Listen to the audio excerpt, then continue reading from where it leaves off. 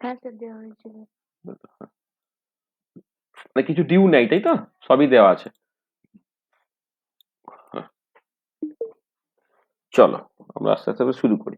আচ্ছা বলো, আগের দিন ক্লাসের কিছু অসুবিধা থাকলে প্রথমে বলে না। আগের দিনে কিছু অসুবিধা আছে বলো। স্যার একটা প্রবলেম, হ্যাঁ বলো। স্যার একটা প্রবলেম দেওয়া আছে।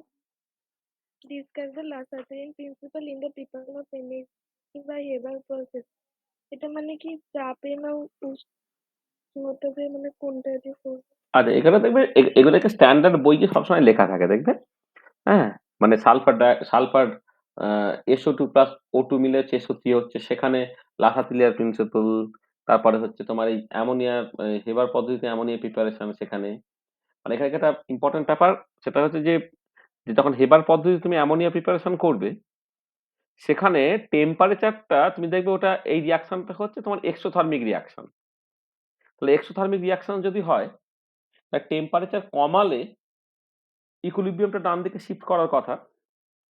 সরি, হ্যাঁ, হ্যাঁ ইকুইলিব্রিয়াম কমালে তোমার প্রোডাক্ট বেশি হওয়ার কথা, এক্সোথার্মিক রিয়াকশন যেহেতু।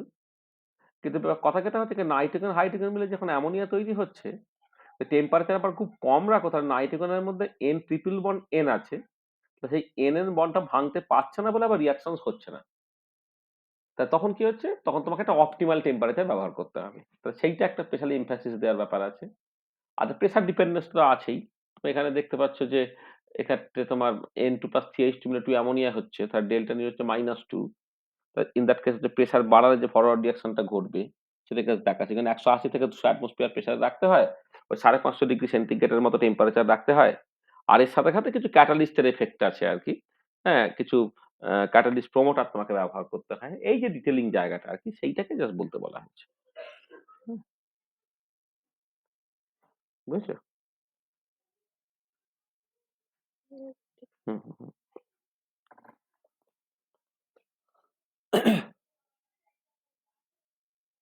বলো আর কিছু?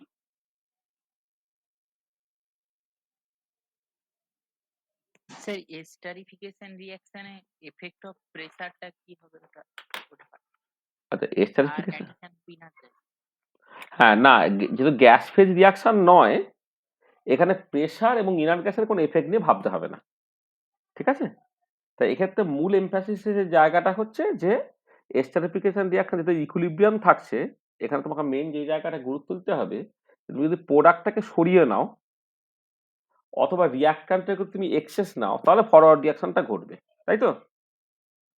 সেই জন্যে তুমি ধরো একটা এস্টারিফিকেশন রিঅ্যাকশনের ক্ষেত্রে একটা অ্যাসিড নিচ্ছ, একটা অ্যালকোহল নিচ্ছ। তাহলে 1:1 মিক্সচার নিলে তোমার প্রপোর্শনালি এস্টার তৈরি হওয়ার কথা। কিন্তু এখানে দেখতে পাওয়া যায় যে কোনো একটা পার্টিকুলার অ্যাসিড যা নিচ্ছে তার ডবল নেওয়া হয় হচ্ছে অ্যালকোহল। যদিও তোমার দ্বারা আমি কথা কথা বলছি যে হয়তো তুমি একটা ওই মানে একটা কার্বক্সিলিক অ্যাসিড নিয়েছো, আর কোনো একটা ধরো মিথানল নিয়েছো। ঠিক আছে? করে তোমার করসপন্ডিং এস্টার তৈরি হবে। তাহলে এবারে এর ১ মোলের সঙ্গে ১ মোল রিঅ্যাক্ট করে ১ মোল এস্টার তৈরি হওয়ার কথা। এবারে ১ মোল নিলে তুমি ইকুইলিব্রিয়ামে এস্টার খুব কম পাবে। তখন দেখবে এটা নেওয়া হয় 2:1 অনুপাতে, অর্থাৎ অ্যালকোহলটা ডাবল নেওয়া হয়। এটা ১ নম্বর। আচ্ছা ২ নম্বর হচ্ছে যে ডান দিকে যে জলটা তৈরি হচ্ছে, সেই জলটাকে সরানোর জন্য কনসেন্ট্রেটেড সালফিউরিক অ্যাসিড ব্যবহার করা হচ্ছে। কনসেন্ট্রেটেড সালফিউরিক অ্যাসিড যেমন H+ দিয়ে রিঅ্যাকশনটাকে ক্যাটালাইজ করছে, এট দ্য সেম টাইম কিন্তু কনসেন্ট্রেটেড সালফিউরিক অ্যাসিড তোমার H+ মানে জলকে করে নেয়, হাইগ্রোস্কোপিক তো জলকে জাস্ট টেনে নেয় বলে প্রোডাক্ট থেকে একটা পোরশন সরে গেল। জলটা সরে গেল বলে ইকুইলিব্রিয়ামটা ডান দিকে শিফট হচ্ছে। এই জিনিসগুলোতে এমফাসিস দিতে বলা হয়েছে আরকি। হুম? ঠিক বুঝতে আছে। পেরেছো? হুম। এগুলো স্ট্যান্ডার্ড বইয়ে লেখা থাকে তো, বইয়ে লেখা নেই? বই দেখোনি পড়ে? না, এই এস্টারিফিকেশনটা পারি। আচ্ছা, আচ্ছা। ঠিক আছে। এস্টারিফিকেশন অর্গানিকে যখন এস্টারিফিকেশন পড়বে দেখবে তখন এখানে উল্লেখ করা থাকে যে কেন আমি 1:1 অ্যাসিড এবং অ্যালকোহল না নিয়ে 1:2 অনুপাতে নিচ্ছি। কেন কনসেন্ট্রেটেড সালফিউরিক অ্যাসিড ব্যবহার করা হয়। এগুলো এখানে খুব কাজে লাগে। ঠিক আছে? স্যার আরেকটা ছিল ওই zeroth order reaction must be multi step in nature. ও না, সেটা আমি ওই মানে এটা তোমাদের কেমিক্যাল কাইনেটিক্সে পড়াবো। দেখো আমি একটা কথা বলেছিলাম যে যে এলিমেন্টারি বা সিঙ্গেল স্টেপ রিয়াকশন হলে অর্ডার আর মলিকুলারিটি সমান হয়ে যায়, তো এটা বলেছিলাম, ঠিক আছে। আচ্ছা, এবারে জিরো অর্ডার রিয়াকশন যদি সিঙ্গেল স্টেপ হয় বা এলিমেন্টারি টাইপ হয়, তা তার অর্ডার যেহেতু জিরো, তাহলে মলিকুলারিটিও জিরো হতে হবে, ঠিক আছে। কি বোঝা গেল? মানে যেহেতু সিঙ্গেল স্টেপ রিয়াকশনের ক্ষেত্রে অর্ডার আর মলিকুলারিটি সমান, তাহলে জিরো অর্ডার রিয়াকশন যদি তোমার সিঙ্গেল স্টেপ হয়, তাহলে মলিকুলারিটিও তো জিরো হবে। আর এবার মলিকুলারিটি জিরো মানে কি, রিয়াকশন থেকে প্রোডাক্ট যে যাচ্ছে তার যে করসপন্ডিং ট্রানজিশন স্টেটটা, সেখানে কোনো মলিকুলার স্পিসিসই নেই, এটা হতেই পারে না, এটা অ্যাবসার্ড, ঠিক আছে। সেখানে জিরো অর্ডার রিয়াকশন এলিমেন্টারি বা সিঙ্গেল স্টেপ হতে পারে না।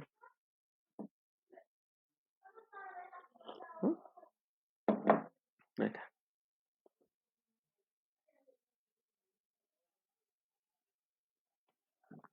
ঠিক আছে।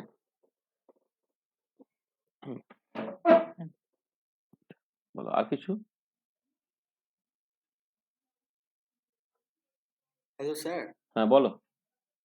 স্যার বলছি যে আমার না আয়নিক ইকুইলিব্রিয়াম থেকে একটা প্রবলেমের সমস্যা হয়েছিল, ঠিক আছে। স্যার আমি আপনাকে প্রবলেমটা পাঠিয়েছি, একটাই স্টেপে আমার সমস্যাটা আছে, এটা হচ্ছে প্রবলেম। হ্যালো। হ্যাঁ sir, the ionization constant of benzoic acid is 6.46 into 10⁻⁵ and solubility product for silver benzoate is 2.5 into 10⁻30. How many times silver benzoate could be more soluble in a buffer of pH is equal to 2.19 as compared to its solubility in pure water? এই সব সেসবই তো এই তো আলোচনা হবে, শুরু হবে, তাই যে লিখেছি আয়নিক ইকুইলিব্রিয়াম লেকচার 1। এই আমার পড়ানো শেষ হয়ে গেলেই দেখবে আর কোনো ডাউট থাকছে না তোমার। এবং তুমি যে জায়গাটা বলছো সেই জায়গাটাই আজকে মূলত আলোচনা করার কথা আমাদের। হ্যাঁ, সলিবিলিটি প্রোডাক্ট, হ্যাঁ সেই জায়গাটা। আসলে আমার পরীক্ষা শুরু হয়ে যায়। পরীক্ষা হোক না, সবই তো মায়া রে পাগলা, 2.5 দিনের সংসার বাছা, আর কি হবে। বুঝলি, পরীক্ষা কবে তোর? 20 তারিখে শুরু হচ্ছে। আরে দিয়ে দে না পরীক্ষা, পরীক্ষার মতো করে দিয়ে দে না। আরে তার আগা পাঁচতলা কিছু জানে না, ওই কোশ্চেনের সলিউশন বললে লোকে বুঝবে কি করে? তার তো অন্তত ব্যাকগ্রাউন্ডটা বলি। হ্যাঁ বুঝলি, ব্যাকগ্রাউন্ডটা না বললে তো সব মানে ওই মানে বিক্ষিপ্ত প্রশ্নোত্তর হিসেবে করলে তো মানে মানে প্রচুর প্রশ্নোত্তর করতে হবে, কিন্তু কনসেপচুয়ালি পুরো জিনিসটাকে পড়ে ফেলে দেখবি সব কোশ্চেন তুই করতে পারবি। কেমিক্যাল ইকুইলিব্রিয়ামের আর কি কোনো কিছু কোশ্চেন আটকা আছে? তুই যে কোশ্চেন থেকে স্টার্ট করেছিলিস, ডেল্টা জি জিরো কেন মাইনাস আরটি এল কে ইকুইলিব্রিয়াম, সেখান থেকে নিশ্চয় আর কোনো অসুবিধা হয়নি? না স্যার। তাহলে এই আয়নিক ইকুইলিব্রিয়ামে না অনেক খুঁটিনাটি ব্যাপার আছে। এগুলো থেকে এবং যে কোনো কম্পিটিটিভ এক্সামে প্রচুর কোশ্চেনও পড়ে এখান থেকে। তাহলে এই জায়গাটা ভীষণ ভালো করে একটুখানি বোঝার দরকার আছে আর কি। আমি টুকটুক করে পড়ানোর চেষ্টা করব, তোমরা একটুখানি বোঝার চেষ্টা করো। হ্যাঁ মানে কোনো কিছু বুঝতে না পারলে আমায় বলবে, ঠিক আছে। আচ্ছা চলো দেখো, তাহলে আমরা কেমিক্যাল ইকুইলিব্রিয়ামটাকে বলে দিয়েছি, এবার আয়নিক ইকুইলিব্রিয়ামটাকে শুরু করছি। আচ্ছা, আয়নিক ইকুইলিব্রিয়াম নিয়ে কথাবার্তা বলতে গিয়ে প্রথমেই যে জিনিসটা দেখো সেটা হচ্ছে যে এর আগে মানে কেমিক্যাল ইকুইলিব্রিয়ামে আমি যখন যে রিয়াকশন গুলোকে কনসিডার করেছিলাম, সেখানে রিয়াকশন এবং প্রোডাক্ট তারা ছিল মূলত নন ইলেকট্রোলাইট। আর আয়নিক ইকুইলিব্রিয়ামে যেটা হবে, রিয়াকশন বা প্রোডাক্ট এরা বেসিক্যালি তোমার ইলেকট্রোলাইট হতে পারে, ঠিক আছে। তাহলে যেটা মানে আয়নিক ইকুইলিব্রিয়ামে আমি মূলত যেটা করব সেটা হচ্ছে যে মানে মানে we deal with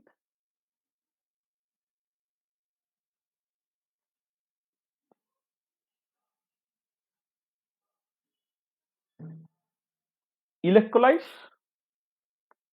and its solution.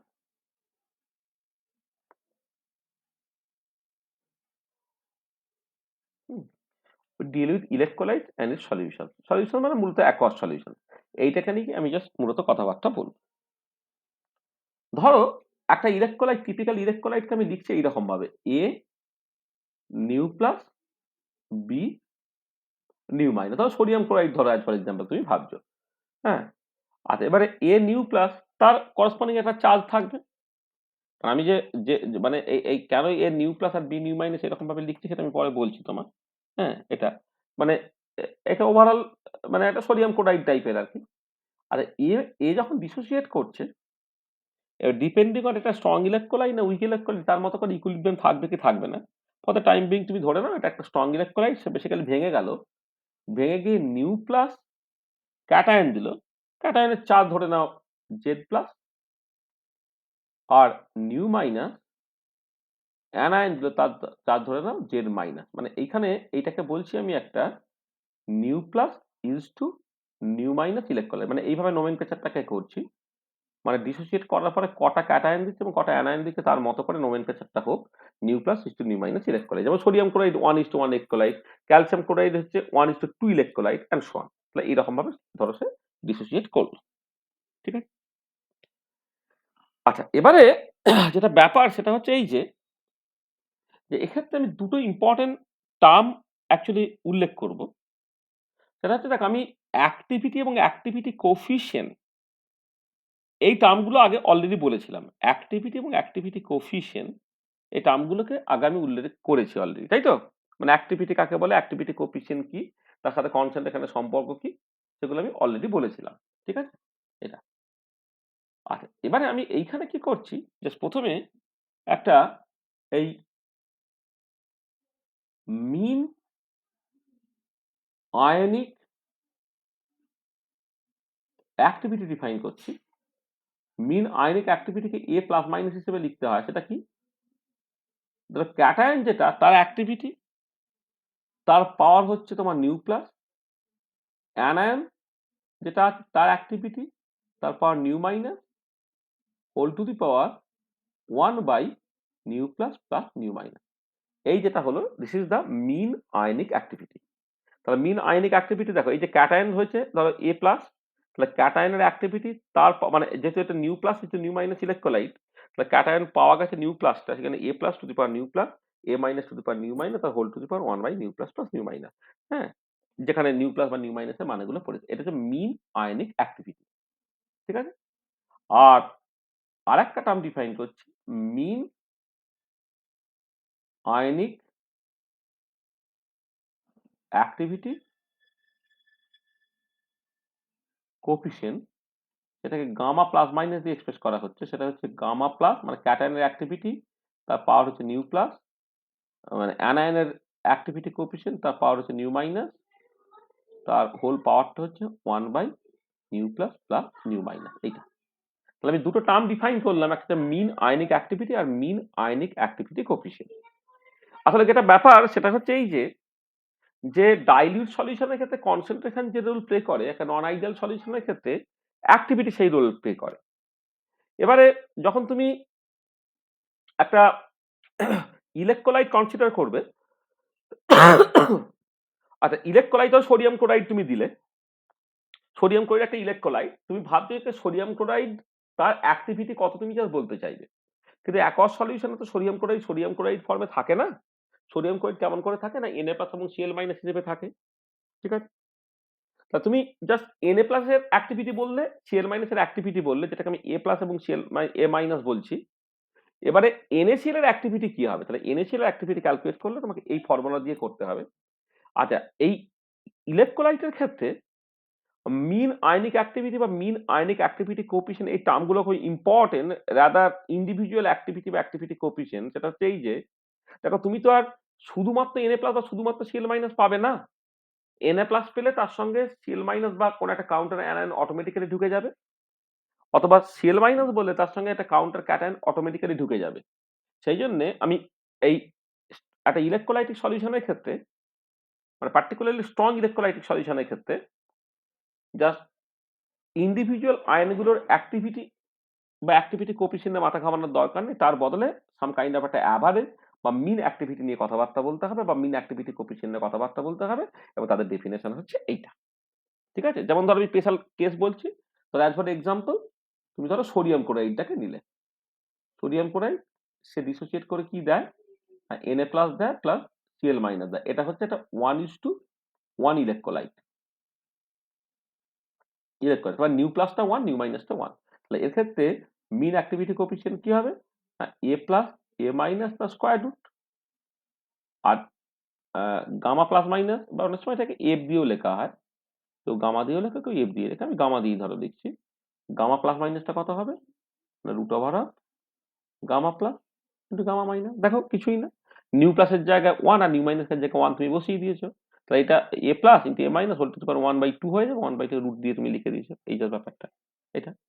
আবার ধরো তুমি ক্যালসিয়াম ক্লোরাইড ধরো কনসিডার করলে, ক্যালসিয়াম ক্লোরাইড ভেঙে গিয়ে calcium 2 plus plus 2Cl minus দিয়েছে এইটা, তাহলে এটা হচ্ছে 1:2 ইলেকট্রোলাইট।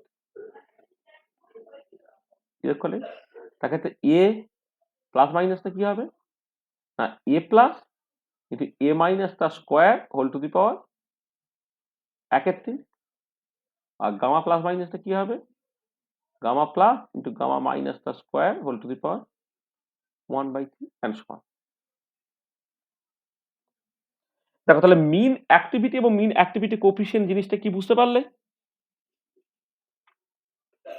হ্যাঁ। ঠিক আছে তো? হুম।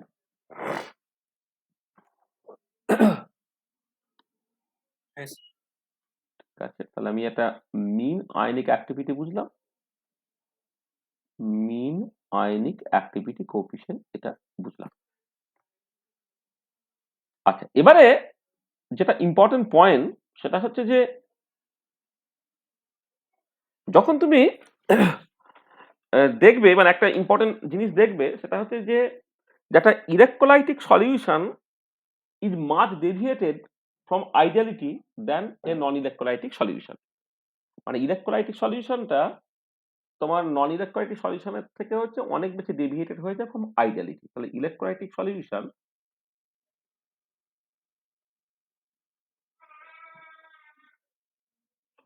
is much deviated from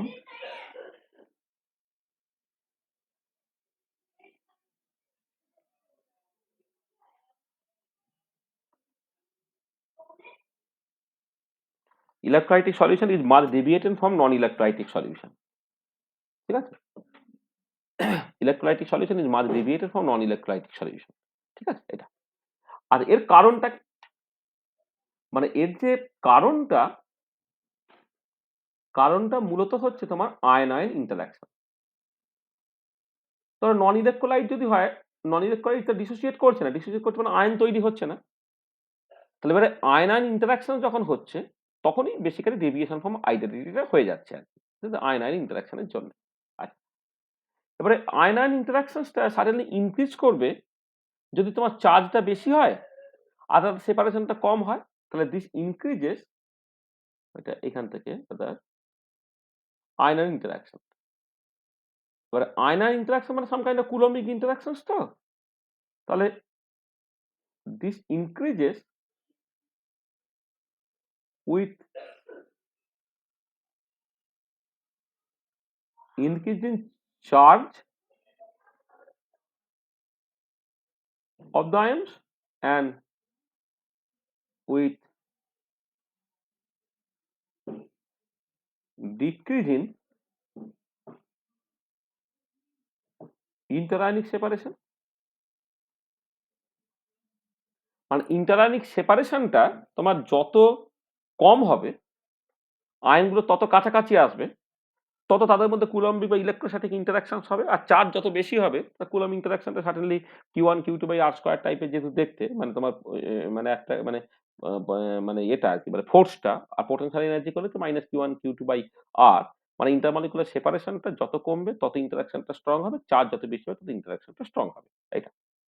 আর এবারে কথাটা কথা, একটা স্ট্রং ইলেকট্রোলাইটিক সলিউশনে তোমার অ্যাকচুয়ালি তাদের মধ্যে সেপারেশনটা কতটা, বা এখানে তো এমন নয় যে দুটো ইন্ডিভিজুয়াল জাস্ট চার্জ আছে সেরকম তো নয়, অনেক চার্জ আছে, তাই তো? তাহলে অনেক চার্জ যদি থাকে তাহলে ওই একে অপরের সঙ্গে ইন্টারাকশন হেনা ইত্যাদি ইত্যাদি করবে, করে এই ওভারঅল একটা মানে ওই যে ডেভিয়েশন ফ্রম আইডিয়ালিটিটা হচ্ছে আয়ন আয়ন ইন্টারাকশনের জন্য, সেই আয়ন আয়ন ইন্টারাকশনটাকে একটা ইন্ডিভিজুয়াল টার্ম দিয়ে জাস্ট এক্সপ্রেস করা হচ্ছে, যাকে বলা হয় আয়নিক স্ট্রেংথ বলে একটা টার্ম উল্লেখ করা হয়। Ionic strength, ionic strength. আচ্ছা, আয়নিক স্ট্রেংথ জিনিসটা কি? আয়নিক স্ট্রেংথটা আই দিয়ে ধর আমি এক্সপ্রেস করছি, সেটা হচ্ছে by definition half summation over I C I Z I square, যেখানে সিআই হচ্ছে তোমার concentration of the CI টা হচ্ছে concentration of the ith ion,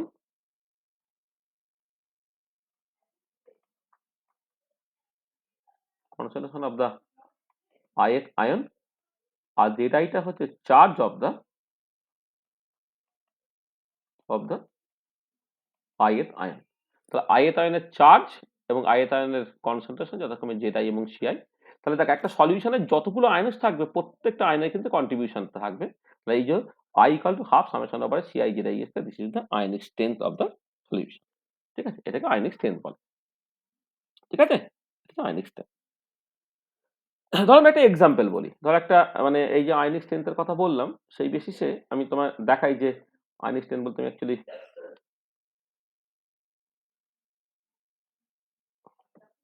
ধর আমি একটা প্রবলেম বললাম এরকম দেখতে,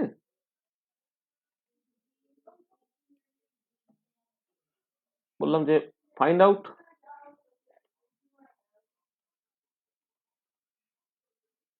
the ionic strength of the resulting solution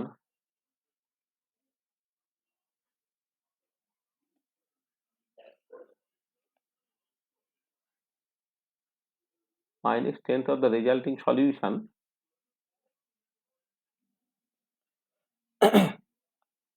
contain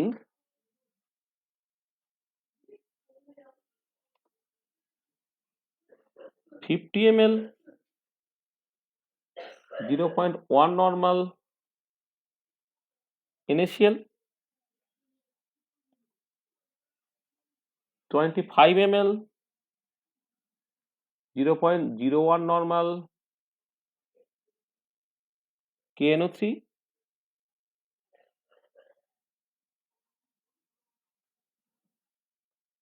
and 25 ml 0.1 normal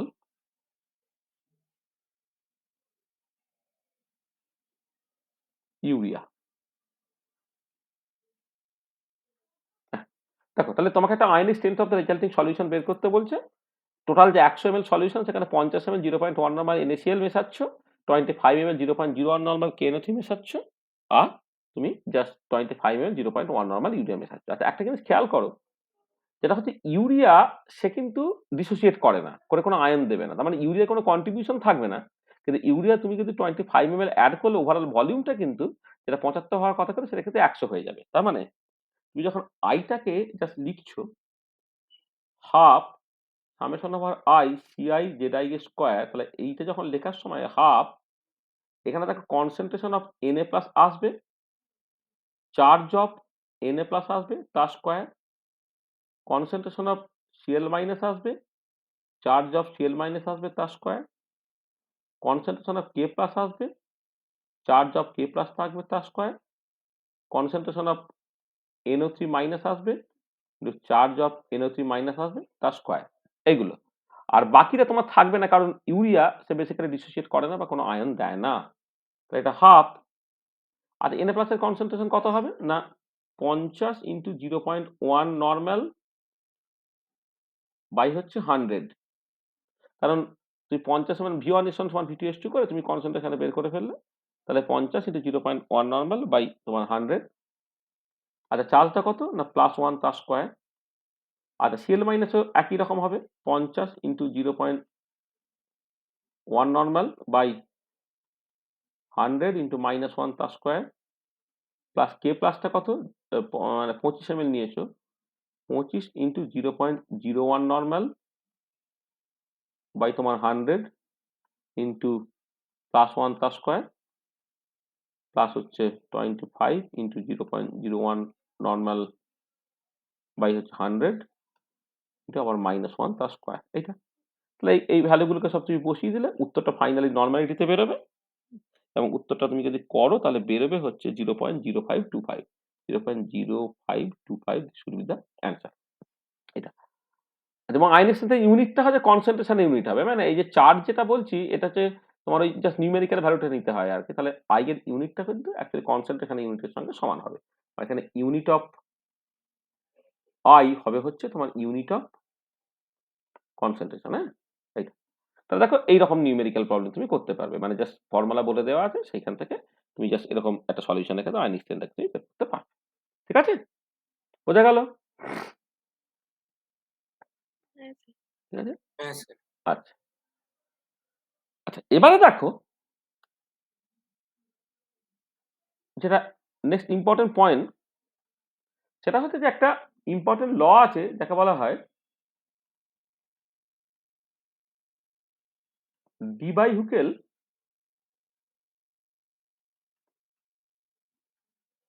limiting law. আচ্ছা একটা জিনিস খেয়াল করো যে এই যে তোমার এই যে মিন আয়নিক অ্যাক্টিভিটি কোফিশিয়েন্ট, যেটা এই মিন আয়নিক অ্যাক্টিভিটি কোফিশিয়েন্টটা যেটা নর্মালি অ্যাক্টিভিটি কোফিশিয়েন্ট যাই বলো না কারণ অ্যাক্টিভিটি কোফিশিয়েন্ট 1 হলে সেটা আইডিয়াল সলিউশন, অ্যাক্টিভিটি কোফিশিয়েন্ট 1 এর থেকে আলাদা হয়ে গেলে দিস ইজ ডেভিয়েটেড ফ্রম আইডিয়ালিটি। তার মানে এটা কথা হচ্ছে যে মানে গামা প্লাস মাইনাস যদি 1 হয় তাহলে হচ্ছে তোমার আইডিয়াল সলিউশন, আইডিয়াল সলিউশন। আর গামা প্লাস মাইনাস 1 থেকে যত তোমার সরে যাবে তত হচ্ছে নন আইডিয়াল সলিউশন। কোন একটা ইলেকট্রোলাইটিক সলিউশনের ক্ষেত্রে তোমার মানে যেটা আর কি মিন মানে মিন আয়নিক অ্যাক্টিভিটি কোফিশিয়েন্টের ভ্যালুটা 1 হলে সেটা একটা আইডিয়াল সলিউশন, আর মিন আয়নিক অ্যাক্টিভিটি কোফিশিয়েন্টের ভ্যালুটা 1 এর থেকে যত সরে যাবে তত হচ্ছে ডেভিয়েটেড হয়ে যাচ্ছে ফ্রম আইডিয়ালিটি। এবারে দেখো তাহলে এইখানে আমি একটু আগে বললাম যে যে deviation electrolytic solution is much more deviated from ideality due to ion interaction, এবং সেই আয়ন ইন্টারাকশনটাকে ধরা আছে কিসের মধ্যে না আয়নিক স্ট্রেংথের মধ্যে। আবার এখানে আমি বলছি যে গামা প্লাস মাইনাসটা 1 থেকে যত আলাদা হয়ে যাবে তত সেটা ডেভিয়েটেড হয়ে যাবে ফ্রম আইডিয়ালিটি। সেখানে তার মানে গামা প্লাস মাইনাসের সঙ্গে আই এর একটা সম্পর্ক থাকবে, তার মানে there must be there is a relation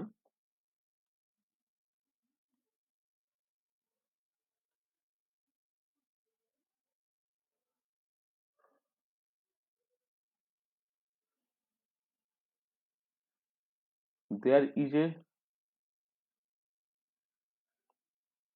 relation between gamma plus minus and ion strength of the solution। ঠিক আছে, এবং সেটা কি, সেটা বলা হচ্ছে যে log 10 base gamma plus minus এইটা ইকুয়াল টু এরকম লেখা হয় minus A Z plus Z minus into root over of I. এইটা log 10 gamma plus minus equal to হচ্ছে minus A Z plus Z minus into root over of I. এইটা তাহলে এই যে ইকুয়েশনটা এটাকে বলা হচ্ছে Debye Huckel limiting law. This is the Debye Huckel limiting law. আচ্ছা কেন লিমিটিং ল? কারণটা হচ্ছে this law is obeyed only when the solution is sufficiently dilute। সলিউশনটা কিন্তু যথেষ্ট ডাইলিউট হয়, মানে ইনফাইনাইটলি ডাইলিউট হতে হবে না, কিন্তু মোটামুটি ভাবে ডাইলিউট, খুব কনসেন্ট্রেট সলিউশনের ক্ষেত্রে এটা কিন্তু ভ্যালিড হয় না আর কি। হ্যাঁ, তাহলে this law is obeyed when the solution is sufficiently dilute, hence the name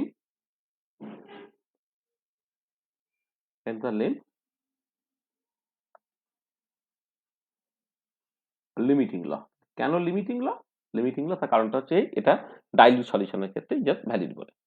আচ্ছা এটা হচ্ছে একটা কনস্ট্যান্ট, হ্যাঁ, Debye Huckel limiting law constant তুমি বলতে পারো আর কি এ, আচ্ছা, এই a এর ভ্যালুটা হয় হচ্ছে 0.509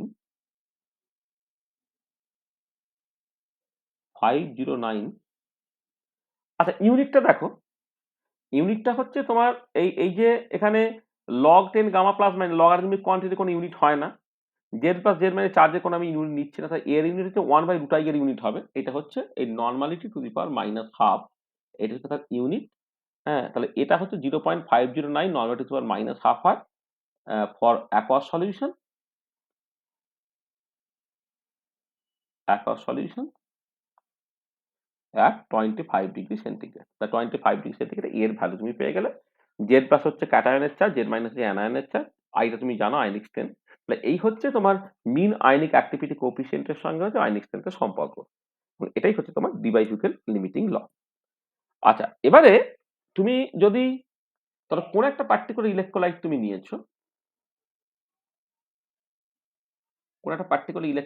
নিয়েছো, ধরো এদিকে তুমি এক কাজ করো, কনসেন্ট্রেশনটা বা রুট সিটাকে বাড়াচ্ছ বা রুট আইটাকে বাড়াচ্ছ,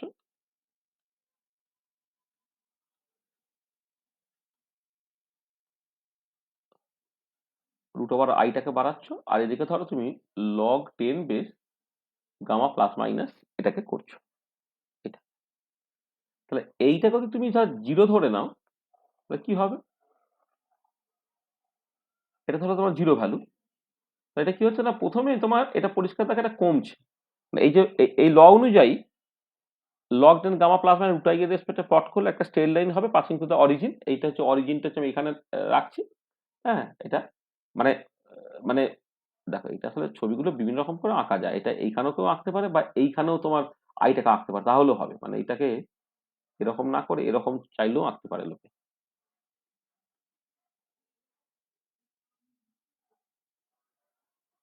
তাহলে এইটা এদিকে ধরো তুমি root over of I plot করছো, তাই এটা কি একটা log 10 গামা প্লাস মাইনাস বা রুট আই প্লট করে একটা স্ট্রেট লাইন হবে passing to the origin with negative slope.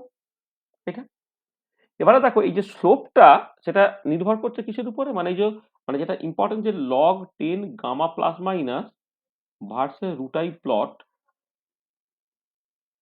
is a straight line passing through the origin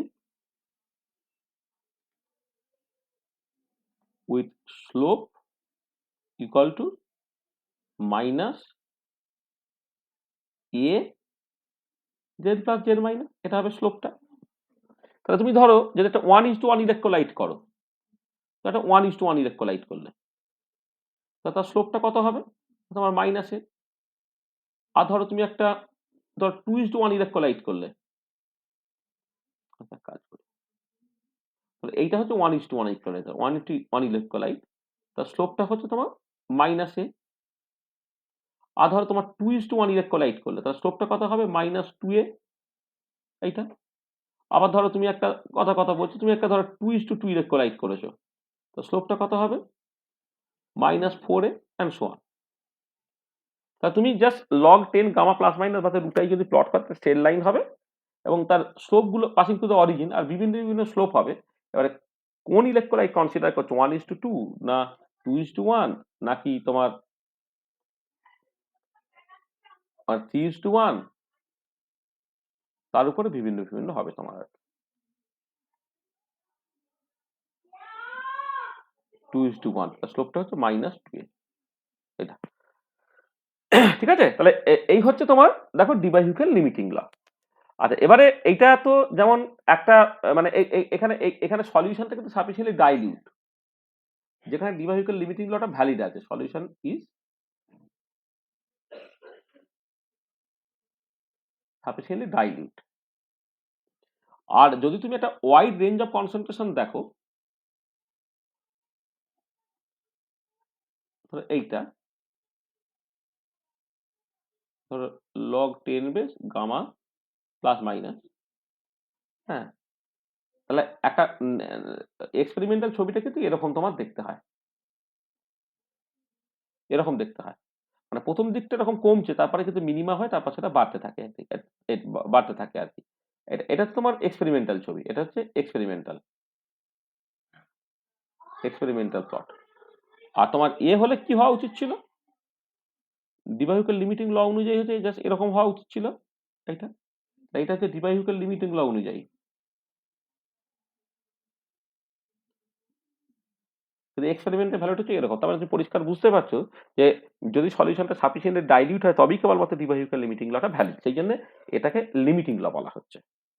ঠিক আছে, তা তুমি বুঝতে পারলে যে কেমন করে তোমার ডিভাইহুকেল লিমিটিং ল এর থ্রু দিয়ে লগ 10 গামা প্লাস মাইনাস এবং রুট আই এর সম্পর্কটা তুমি পেলে। ঠিক আছে, বোঝা গেছে? হ্যাঁ স্যার। হ্যাঁ স্যার। কোনো অসুবিধা নেই তো? হ্যাঁ স্যার। কোনো অসুবিধা আছে নাই তো? হ্যাঁ, না স্যার। আচ্ছা চলো তাহলে। আচ্ছা আচ্ছা, এবার আমি চলে আসছি তোমার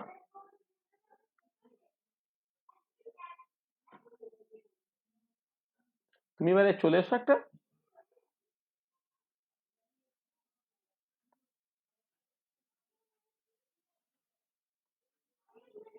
স্প্যারিংলি সলেবল সল্টে তুমি চলে এসো। স্প্যারিং সলেবল সল্ট মানে যার সলিবিলিটি হচ্ছে খুব কম আর কি। তো মানে মানে মানে একটা a salt having very low solubility, সেটা হচ্ছে স্প্যারিংলি সলেবল সল্ট। মানে এটাকে তুমি জাস্ট ইনসলেবল বলবে না, এটা স্প্যারিংলি সলেবল, খুব অল্প সলেবল হয় আর কি। মানে এক্সাম্পল হিসেবে তুমি দেখবে যাদের কাছে প্রেসিপিটেট ইউজুয়ালি তুমি ফেলো তারা আর কি সিলভার ক্লোরাইড ধরো, হ্যাঁ, বেরিয়াম সালফেট ধরো, ক্যালসিয়াম ফ্লোরাইড ধরো, এক্সেট্রা, এরা সব তোমার standard example of a sparingly soluble salt. ঠিক আছে, এটা। আচ্ছা, এবারে এর সলিবিলিটি তুমি কি করে বলবে?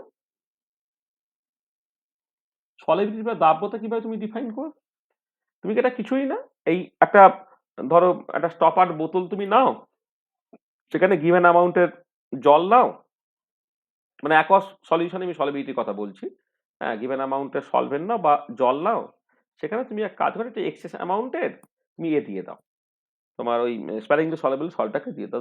ধরো সিলভার ক্লোরাইড তুমি একটু এক্সেস অ্যামাউন্টে দিয়ে দিলে, দিয়ে এবারে তুমি 0.5 ঘন্টা 40 মিনিট ঝাঁকাও, ঝাঁকানোর পরে সেটাকে তুমি থিতোতে দাও। আচ্ছা, থিতিয়ে গেলে উপরে যে ক্লিয়ার সলিউশন তৈরি হলো সেটা কি, তখন দেখবে নিচে কিছুটা সলিড সাদা সিলভার ক্লোরাইড পড়ে আছে, আর উপরের যে সলিউশনটা সেটা ট্রান্সপারেন্ট হয়ে গেছে, তাহলে ওইটাই হচ্ছে তোমার অ্যাকচুয়ালি তোমার যেটাকে বলা হয় saturated solution of silver chloride. Saturated সলিউশনে যে কনসেন্ট্রেশনটা সেটাই হচ্ছে তোমার সলিবিলিটি। তাহলে জাস্ট সলিবিলিটিটা হচ্ছে at a given temperature, at a given temperature, concentration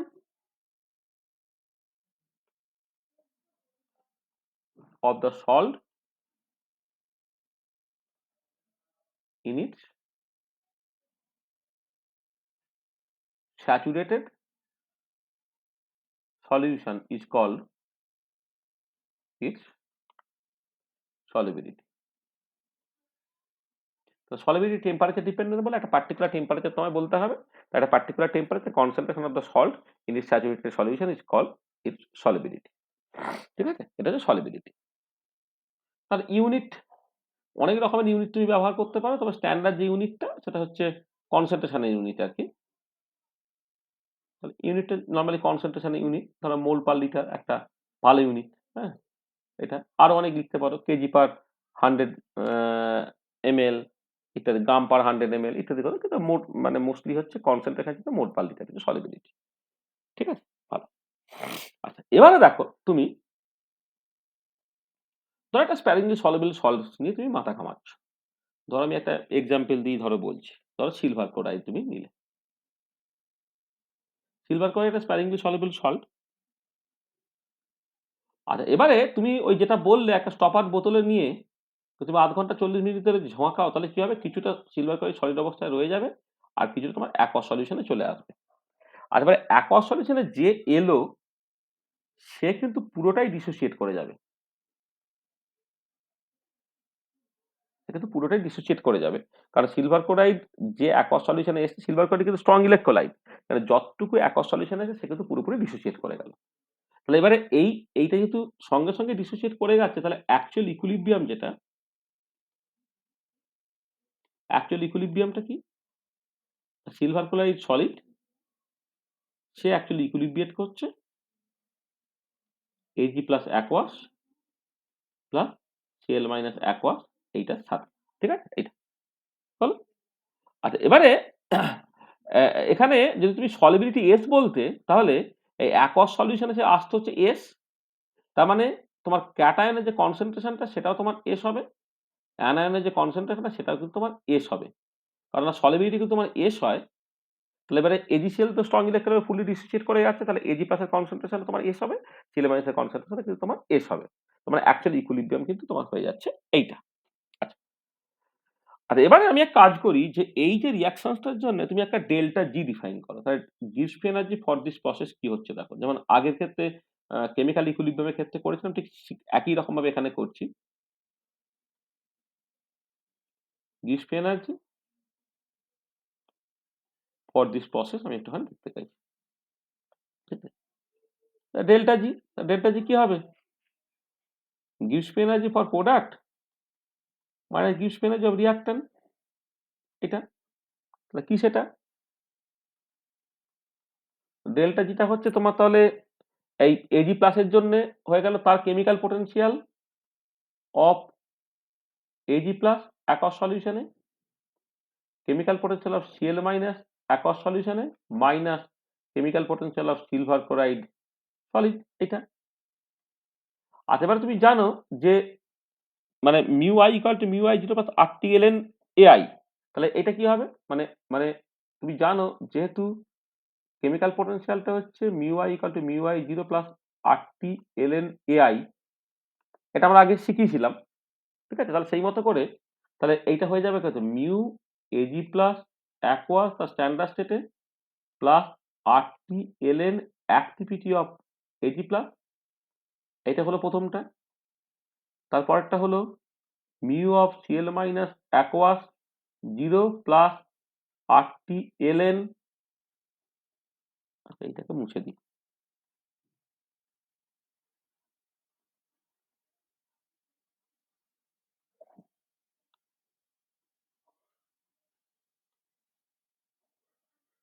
RT-ln তোমার activity of Cl minus aqueous, এইটা হলো minus mu zero of AgCl solid plus RT-ln activity of AgCl solid, এটা।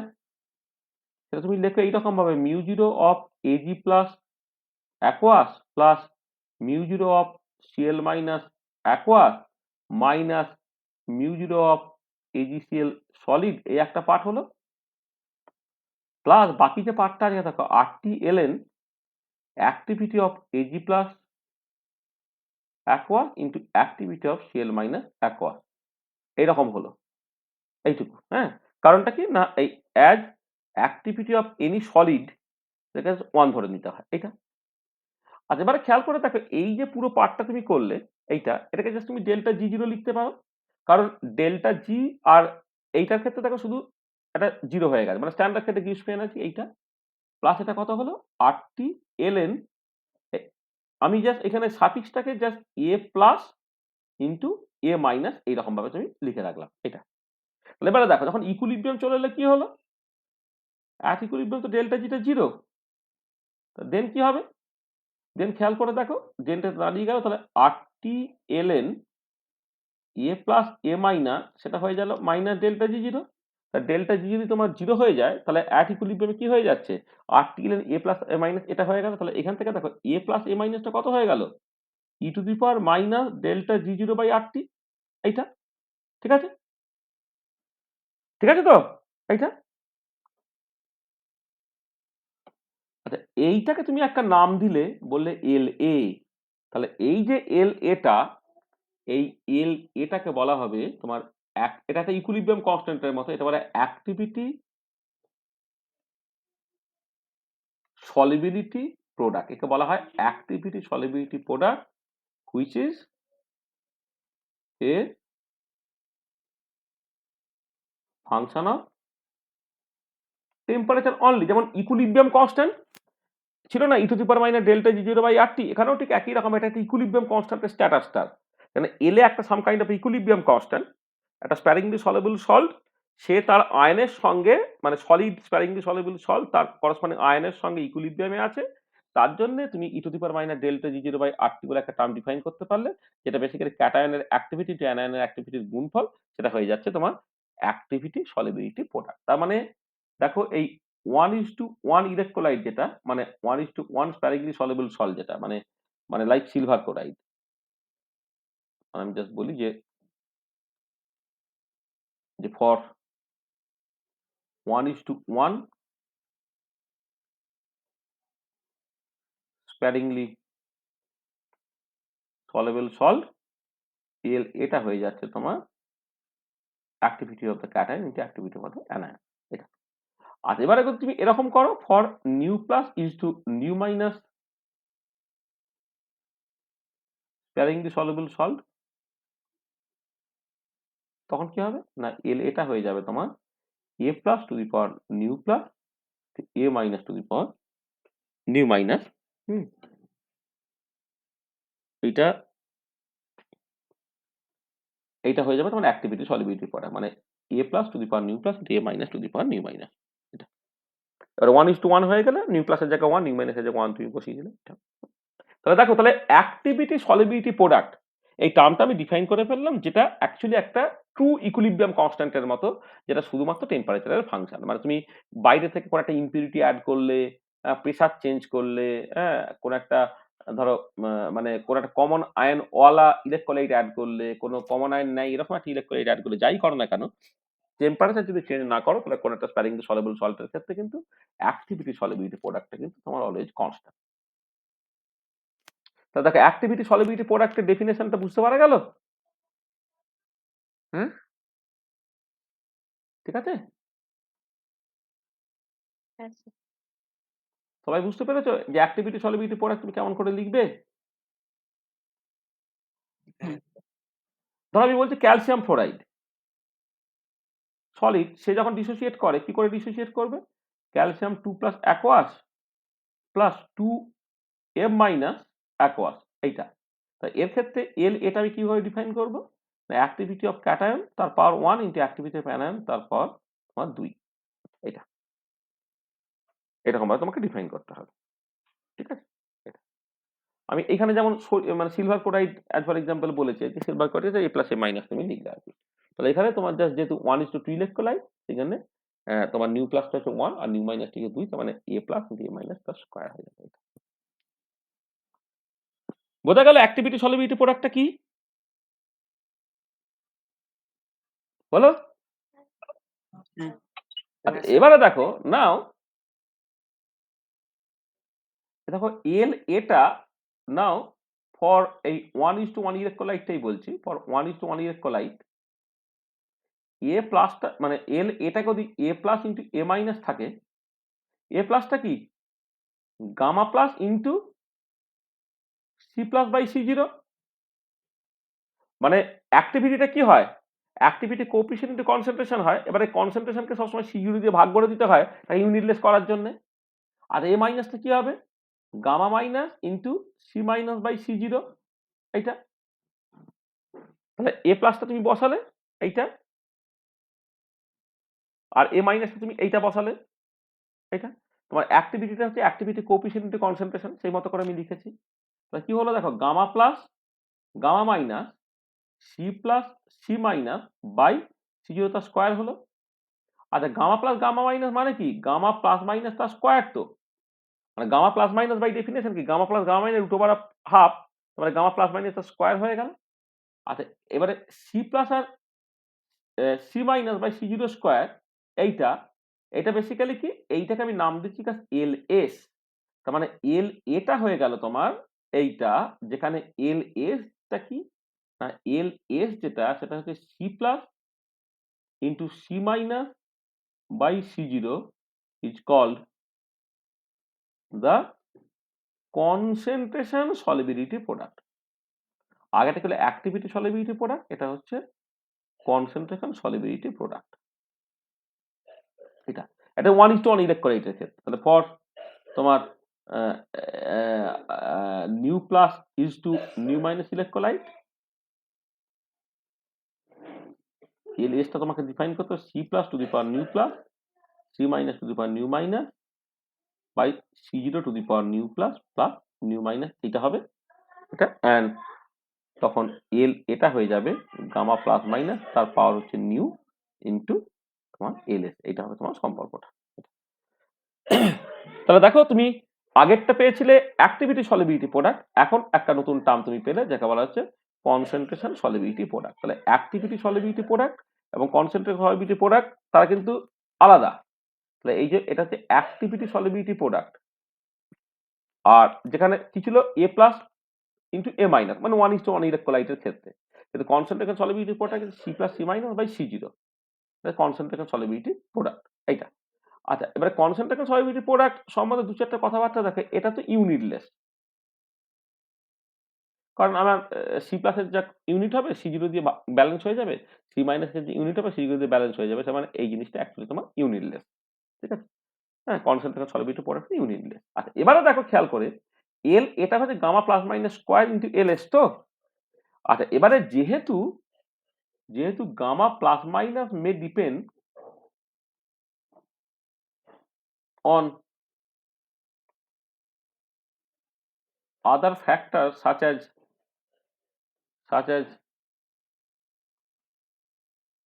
PRESCN, presence of other electrolytes,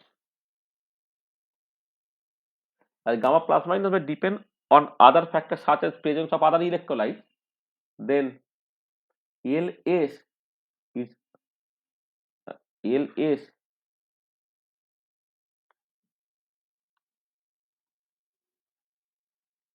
may vary, but LS is not as constant as LA. তার মানে দেখো যেটা কথা হচ্ছে এল এটা কিন্তু একদম ইকুইলিব্রিয়াম কনস্ট্যান্টের মতো, ওটা শুধুমাত্র টেম্পারেচারের উপর ডিপেন্ড করবে। কিন্তু যেহেতু তুমি দেখো মিন ডিবাইউকের লিমিটিং ল থেকেই তো তুমি দেখলে যে গামা প্লাস মাইনাসটা হচ্ছে আইনিক স্ট্রেন্থ অফ দ্য সলিউশনের উপর নির্ভর করে। আর ionic strength of the solution আবার কার উপরে নির্ভর করে, যে ওই সলিউশনে কতগুলো আয়নস আছে, তাদের চার্জ কত, কনসেন্ট্রেশন কত, তার উপরে। তার মানে ionic strength of the solution তার উপরে যেহেতু গামা প্লাস মাইনাস নির্ভর করছে, তাহলে এইটা নির্ভর করে এর এসটাও নির্ভর করবে, কারণটা হচ্ছে এল এটা হচ্ছে তোমার কনস্ট্যান্ট। তার মানে অ্যাক্টিভিটি সলিবিলিটি প্রোডাক্ট কিন্তু টেম্পারেচার কনস্ট্যান্ট থাকলে কনস্ট্যান্ট হয়, কিন্তু কনসেন্ট্রেশন সলিবিলিটি প্রোডাক্ট সেইটা কিন্তু তোমার ওই টেম্পারেচার কনস্ট্যান্ট থাকলে কনস্ট্যান্ট থাকবে, এরকম কোনো তো বাধ্যবাধকতা নেই। বাইরে থেকে তুমি যদি কোনো ইলেকট্রোলাইট অ্যাড করো তার উপরে কিন্তু এটা নির্ভর করে যাবে। ঠিক আছে, বোঝা গেল? হ্যাঁ Yes. স্যার। ঠিক আছে তো? হুম। আচ্ছা, তাহলে দেখো এই যে যেটা হলো এইটা হচ্ছে তোমার কনসেন্ট্রেশন সলিবিলিটি প্রোডাক্ট হলো।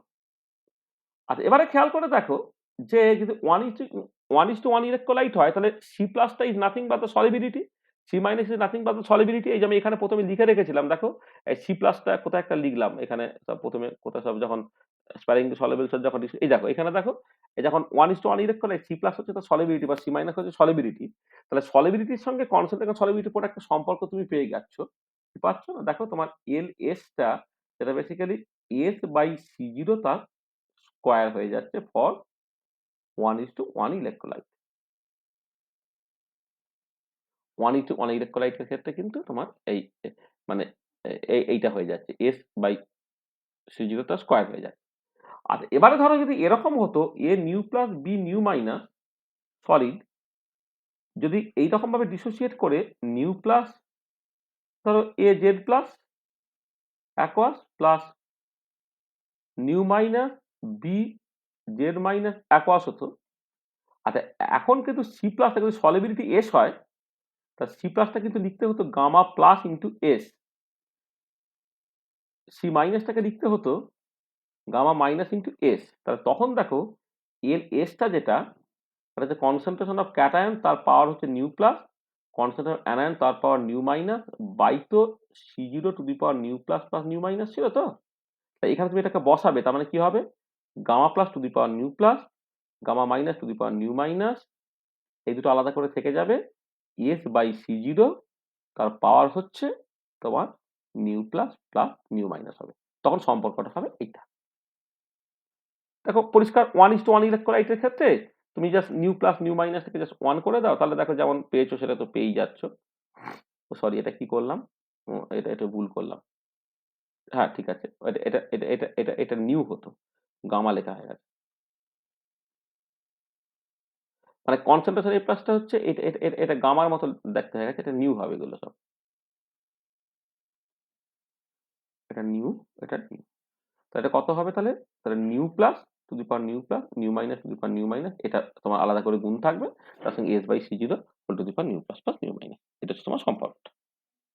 ঠিক আছে, বোঝা গেল?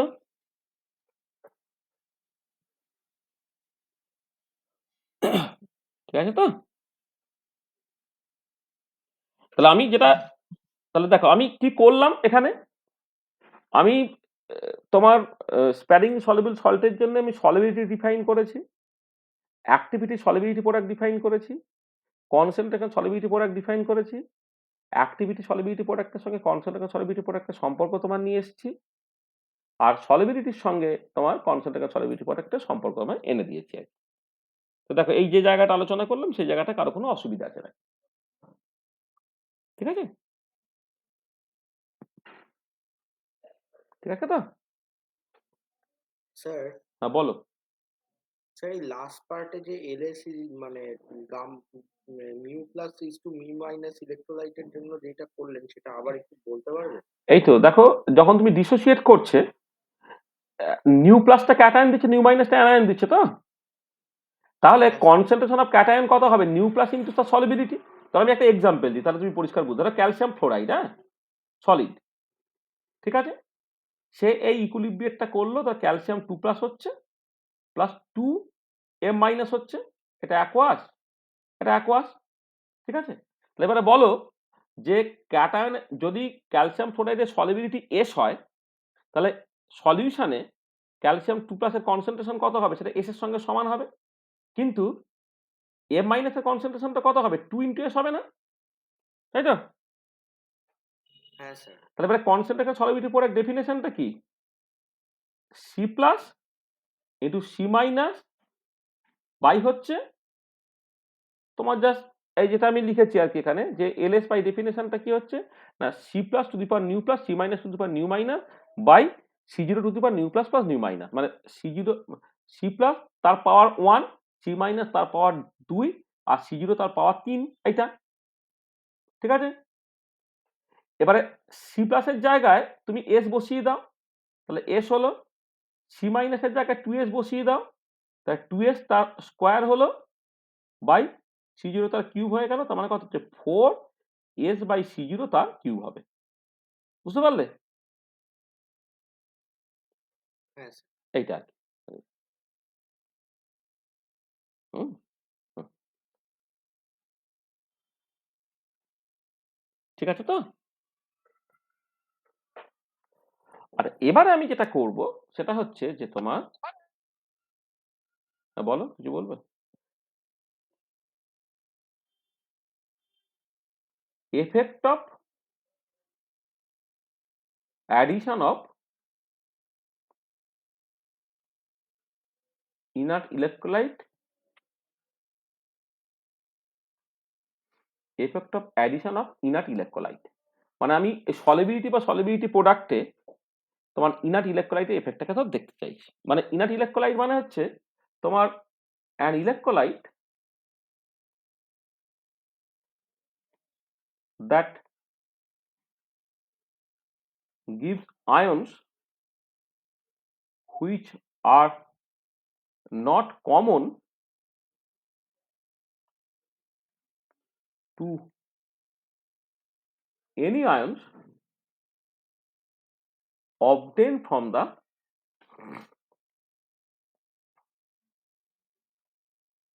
sparingly soluble salt, মানে sparingly soluble salt থেকে যে তুমি আয়নগুলো পাও তার সঙ্গে কোনো আয়ন কমন নয়, হ্যাঁ সেরকম। তাহলে আমি অ্যাজ ফর এক্সাম্পল বলছি, তুমি সিলভার ক্লোরাইডটা নিচ্ছ, এটা হচ্ছে স্প্যারিংলি সলিউবল সল্ট, ধরো এখানে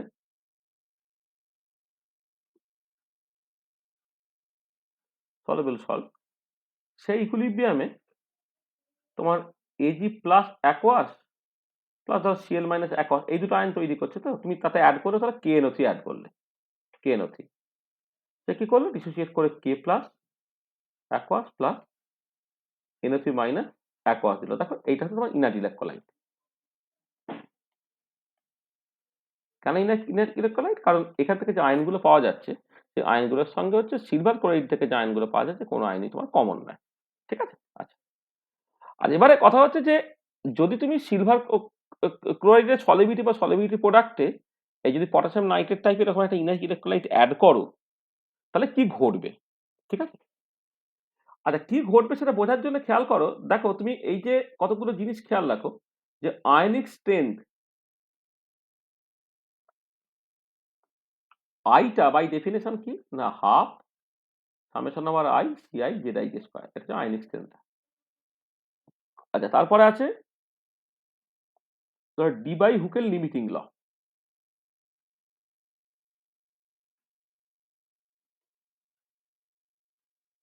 ল কি বলছে না, log 10 gamma plus minus equal to minus A Z plus Z minus root over of I, এটা Debye Huckel limiting law.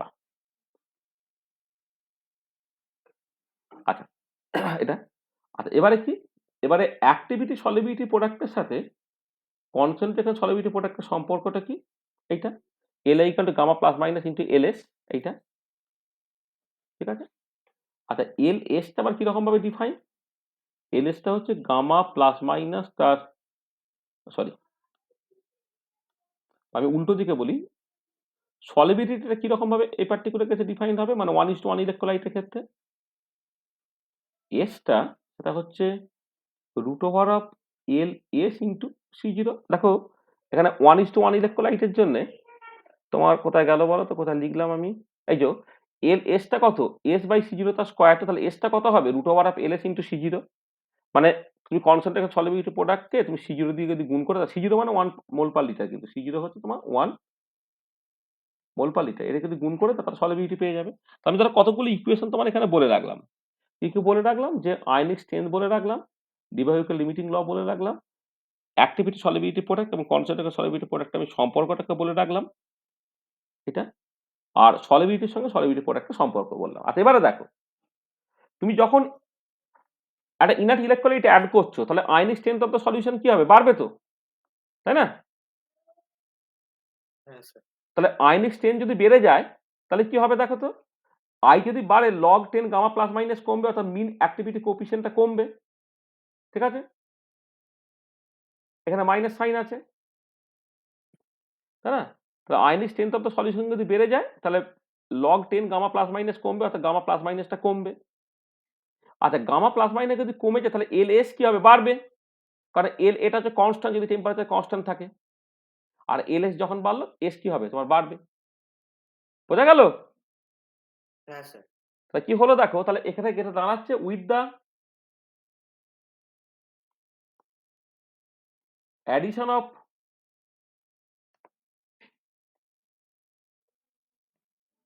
inert electrolyte, ionic strength I increases, gamma plus minus কি হবে তারপরে decreases, তাহলে LS কি হবে, increases to keep LA as constant, to keep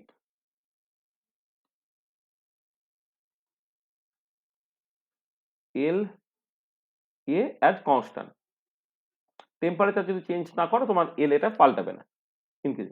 এটা করলে কেউ সলিবিলিটি সেও ইনক্রিজ করবে। তা কি হলো দেখো, তাহলে একটা স্প্যারিংলি সলিবল সল্ট আছে, তাহলে সিলভার ক্লোরাইড, তাহলে পটাশিয়াম নাইট্রেট অ্যাড করলে সলিবিলিটি এবং সলিবিলিটি পরে দুটোই কিন্তু তোমার ইনক্রিজ করবে। কারণটা পরিষ্কার তো?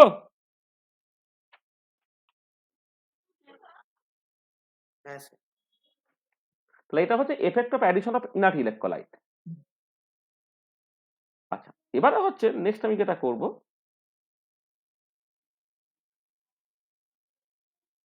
মানে একবারই দেখি এফেক্টটা আগে না দেখি, কমন আয়ন এফেক্ট।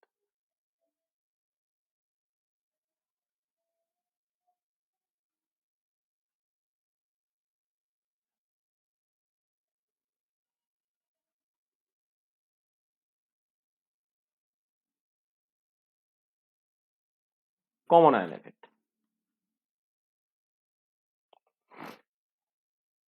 দেখো, কমন আয়ন এফেক্ট দেখো, ধরো এক্ষেত্রে এরকম সিচুয়েশন, ধরো সিলভার ক্লোরাইড যেমন ভাবছিল ওটাই ভাবছি, সিলভার ক্লোরাইড সলিড, সে বেসিক্যালি ইকুইলিব্রিয়েট করছে। এখানে কিন্তু ইকুইলিব্রিয়াম থাকে, হ্যাঁ, এইটাই ইকুইলিব্রিয়াম থাকে সবসময়, এটা মাথায় রাখবে।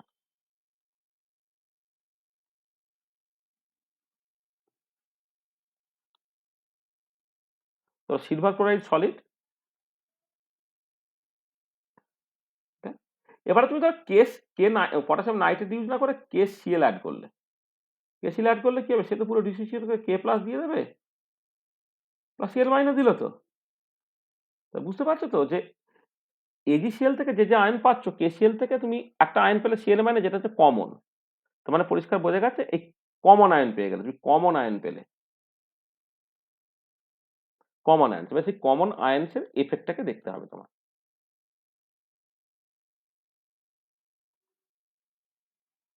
Common ion effect. আচ্ছা, এক কাজ করো তাহলে, যেটা কথা হচ্ছে, ধরে নাও যে কেসিএল যেটা তুমি নিয়েছো সেখানে তার কনসেন্ট্রেশনটা সি ছিল, হ্যাঁ, বা এক্স ছিল, যাই বলো না কেন, বা সি ছিল, একই ব্যাপার। তাহলে এখানে কে প্লাস যেটা পাবে সেটা হচ্ছে কনসেন্ট্রেশনটা সি, সিএল মাইনে যেটা পাবে সেই কনসেন্ট্রেশন সি। আচ্ছা, এবারে এমনিতে সলিবিলিটি হয়তো এস, কিন্তু কেসিএল এর প্রেজেন্সে সলিবিলিটি ধরে কিছু একটা চেঞ্জ হয়েছে, চেঞ্জ হয়ে গিয়ে ধরে নাও সলিবিলিটিটা পাল্টে কি এস প্রাইম হয়েছে, সলিবিলিটি ধরো তোমার এস প্রাইম হয়েছে। আচ্ছা, এমনিতে প্রথমে দেখো যে তুমি প্রথমেই একটা জিনিস দেখো যে লাসাতেলিয়ার প্রিন্সিপাল অনুযায়ী কি হচ্ছে না, এইটা কিন্তু ইকুইলিব্রিয়ামে ছিল। তাহলে এবারে তুমি যে কেসিএলটাকে অ্যাড করলে সেখান থেকে সিএল মাইনাস পেলে, সিএল মাইনাস আর এজিসিএল ইকুইলিব্রিয়ামে যে সিএল মাইনাস প্রোডাক্ট, তারা হচ্ছে কমন, কমন হয়ে যাওয়ার জন্য কি হবে, তোমার ইকুইলিব্রিয়ামটা বাঁদিকে শিফট করবে, বাঁদিকে শিফট করলে সিলভার ক্লোরাইডের সলিবিলিটি কমবে। তার মানে পরিষ্কার বোঝা গেল যে from Le Chatelier principal,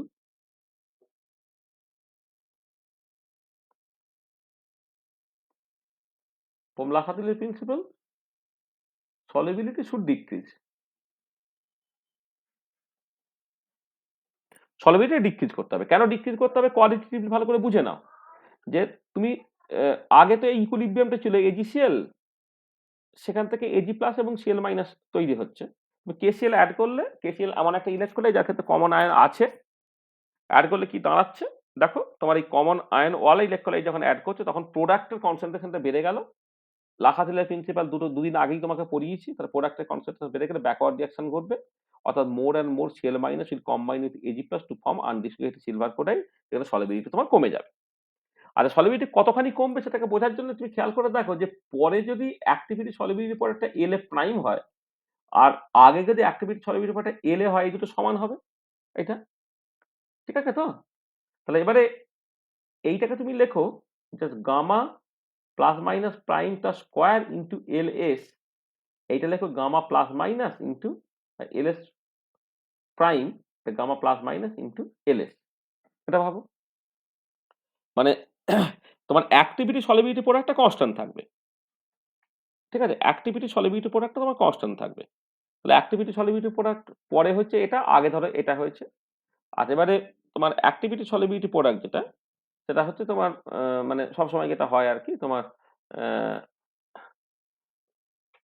gamma plus minus into L S আর gamma plus minus prime square into L S plus square, এইটা আগে। তাহলে এবারে এটা দেখো যেটা হচ্ছে যে গামা, হ্যাঁ এক সেকেন্ড, তুমি গামা প্লাস মাইনাস প্রাইম স্কোয়ারটাকে রাখো। আর এটা কি হচ্ছে, পরে সলিবিলিটি যদি এস প্রাইম হয়ে যায়, মানে ক্যাটায়নের কনসেন্ট্রেশন এস প্রাইম হয়ে গেলে অ্যানায়নের concentration S prime plus C হয়ে যাচ্ছে, বাই হচ্ছে সি জিরো স্কোয়ার, এটা হয়ে গেল গামা প্লাস মাইনাস আগে A square by C zero square.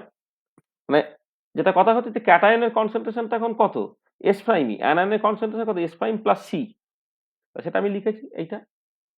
তাহলে এখান থেকে খেয়াল করে দেখো S prime into S prime plus C minus gamma plus minus by gamma plus minus prime into S square equal to 0 বা S prime square plus C into S prime minus gamma plus minus square ছিল gamma plus minus by gamma plus minus prime তার square into S square equal to তোমার basically 0 সেখান থেকে S প্রাইমটা হচ্ছে minus B plus minus root over of B square minus 4ac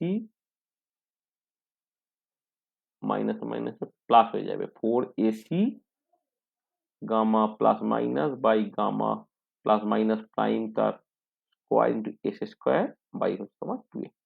এইটা হচ্ছে তোমার নতুন সলিবিলিটি হবে বা 2 সেন্সে করলে এইটা। এবারে অনেক সময় কি করে লোকে যে ওই জাস্ট অ্যাক্টিভিটি সলিবিলিটি প্রোডাক্টটা কনস্ট্যান্ট থাকে না ভেবে জাস্ট এরকম বলে দেয় যে তোমার কনসেন্ট্রেশন সলিবিলিটি প্রোডাক্টটা মোরাললেস কনস্ট্যান্ট থাকছে। কনসেন্ট্রেশন সলিবিলিটি প্রোডাক্ট যদি মোরাললেস কনস্ট্যান্ট তোমার হয়ে যায় তাহলে just LS prime equal to LS, তখন তোমার এই গামা প্লাস মাইনাস প্রাইম বা গামা প্লাস মাইনাস এগুলো তোমার কনসিডার করতে হবে না। বা তখন basically gamma plus minus prime তারা মোরাললেস কাছাকাছি ধরে নিতে হয়। তাই এটা তোমার বাদ চলে গেল, বাদ চলে গিয়ে যেটা হয় এস প্রাইম তার ভ্যালুটা তুমি just এখানে পেয়ে গেলে। ঠিক আছে, বোঝা গেল? তাহলে যদি তাহলে প্রথম কথা যে কমন আয়নের প্রেজেন্সে তুমি যেটা দেখতে পেলে সেটা হচ্ছে কি সলিবিলিটি অ্যাকচুয়ালি তোমার কমে যাচ্ছে। তো দেখো তাহলে যদি ইনার্ট ইলেকট্রোলাইট অ্যাড করো তাহলে সলিবিলিটি বেড়ে যাবে, আর কমন আয়নের প্রেজেন্সে কিন্তু সলিবিলিটি কমে যাবে, এবং সেটা কেন কিভাবে হলো সেই কারণটা বা লজিকটা আমি জাস্ট তোমায় বললাম। দেখো যা বলেছি তাতে কারো কোনো অসুবিধা আছে কিনা, মানে লজিক টজিক গুলো সব পরিষ্কার হলো কিনা? হুম, ঠিক আছে। হ্যাঁ স্যার। হ্যাঁ স্যার ঠিক আছে। তাহলে এই জায়গাটা কনসেপচুয়ালি একটুখানি ভালো করে বুঝে নিতে হবে যে তোমার তাহলে কি কি জিনিসগুলো আমরা আলোচনা করলাম সেটা একটুখানি ভালো করে দেখো। যে প্রথম থেকে একটুখানি কম্পারেটিভলি কঠিন একটা জিনিস, আমি পরপর করে যে জিনিসগুলো এসেনশিয়ালি না জানলেই নয় সেটাকে আমি জাস্ট বলেছি। তাহলে আমি কি কি জিনিস ডিফাইন করেছি একটুখানি প্রথমে বলিনি, যে মিন আয়নিক, এই টার্মগুলো ডিফাইন না করলে পুরো জিনিসটা বোঝা যাবে না, সেই জন্য আমি মিন আয়নিক অ্যাক্টিভিটি ডিফাইন করেছি, মিন আয়নিক অ্যাক্টিভিটি কোফিশিয়েন্ট ডিফাইন করেছি। ঠিক আছে, তারপর আমি জাস্ট আয়নিক স্টেন কাকে বলে বলেছি, তারপর হচ্ছে ডিবাই-হুকেল লিমিটিং লটাকে বলেছি, ডিবাই-হুকেল লিমিটিং লটাকে বললাম। ঠিক আছে,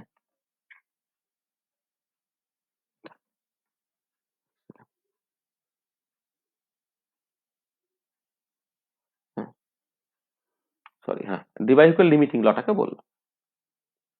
আচ্ছা, তার করসপন্ডিং ছবি টবিগুলোকে বললাম। স্প্যারিংলি সলেবল সল্টে চলে এলাম। সলিবিলিটি আমি ডিফাইন করেছি, সলিবিলিটি বলতে আমি অ্যাকচুয়ালি কি বুঝছি, ইউনিট নিয়ে কথাবার্তা বলা হয়েছে। অ্যাক্টিভিটি সলিবিলিটি প্রোডাক্ট ডিফাইন করেছি, অ্যাক্টিভিটি সলিবিলিটি প্রোডাক্ট এটা কিন্তু ইউনিটলেস। হ্যাঁ, অ্যাক্টিভিটি সলিবিলিটি প্রোডাক্ট কিন্তু দেখো এটা এক্সপোনেনশিয়াল কোয়ান্টিটি, তো এক্সপোনেনশিয়াল কোয়ান্টিটি মানে এটা ইউনিটলেস। এটা একটু বলে নিই, অ্যাক্টিভিটি সলিবিলিটি প্রোডাক্ট কিন্তু ইউনিটলেস, এলে কিন্তু তোমার ইউনিটলেস। আচ্ছা, তারপরে চলে এসেছি কনসেন্ট্রেশন সলিবিলিটি প্রোডাক্ট বলেছি, কনসেন্ট্রেশন সলিবিলিটি প্রোডাক্ট সেটা তোমার ইউনিটলেস। সলিবিলিটি ইউনিট আছে কিন্তু কনসেন্ট্রেশন সলিবিলিটি প্রোডাক্ট বা অ্যাক্টিভিটি সলিবিলিটি প্রোডাক্ট কিন্তু ইউনিট নেই। আচ্ছা, এবারে তোমার সলিবিলিটির সঙ্গে তোমার সলিবিলিটির সঙ্গে কনসেন্ট্রেশন সলিবিলিটি প্রোডাক্টের সম্পর্ক আমি বললাম 1:1 ইলেকট্রোলাইটের ক্ষেত্রে কেমন দেখতে হয়, আর তোমার একটু যদি nu plus is to nu minus ইলেকট্রোলাইটের ক্ষেত্রে কেমন দেখতে হয় এটা বলেছি আমি। তারপরে একটা স্প্যারিংলি সলিবল সল্ট তার সলিবিলিটিতে ইনার্ট ইলেকট্রোলাইট অ্যাড করছি তার এফেক্টটা কি হচ্ছে, আর তোমার কমন আয়ন অ্যাড করছি তার এফেক্টটা কি হচ্ছে। ঠিক আছে,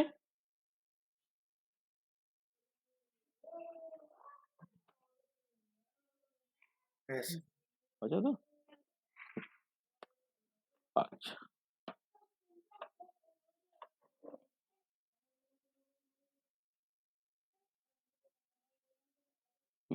দাঁড়াও এক সেকেন্ড।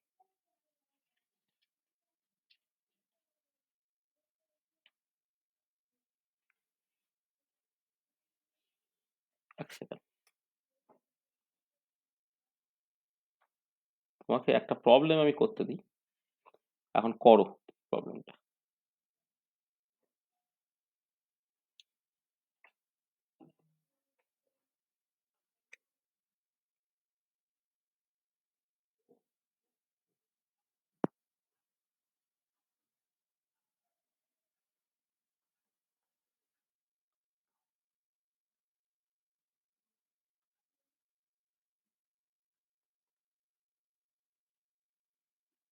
বলছে the mean ionic activity coefficient the mean ionic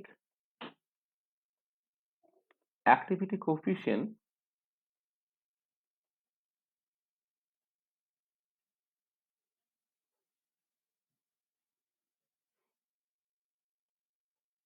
আচ্ছা হ্যাঁ, না কোশ্চেনটা তো করতে হবে।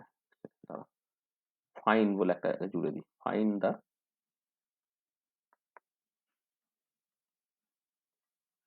find the mean ionic activity coefficient of 0.004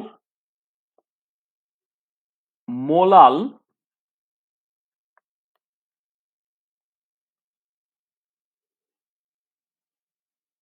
aqueous solution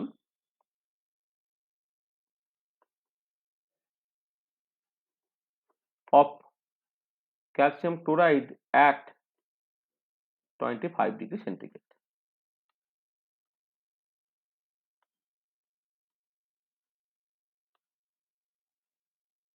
তাহলে find the mean ionic activity coefficient of 0.004 molal aqueous solution of calcium chloride at 25 degree centigrade. ঠিক আছে? আর এখানে যেটা বলে দেওয়া আছে given ওই যে দ্বিবাহুকের লিমিটগুলো কনস্ট্যান্ট, এটা হচ্ছে তোমার 0.509, তাহলে ইউনিটটা হচ্ছে KG two the power half mole two the power minus half. এটা না, করো তো এই প্রবলেমটা, করো দেখি। নিজেরা একটু ভেবে না যে কোন ফর্মুলা ইউজ করে করে সেই মতো করে করো। করো 1 মিনিট সময় নাও, 1 মিনিট বা 2 মিনিট সময় নাও দরকার হলে।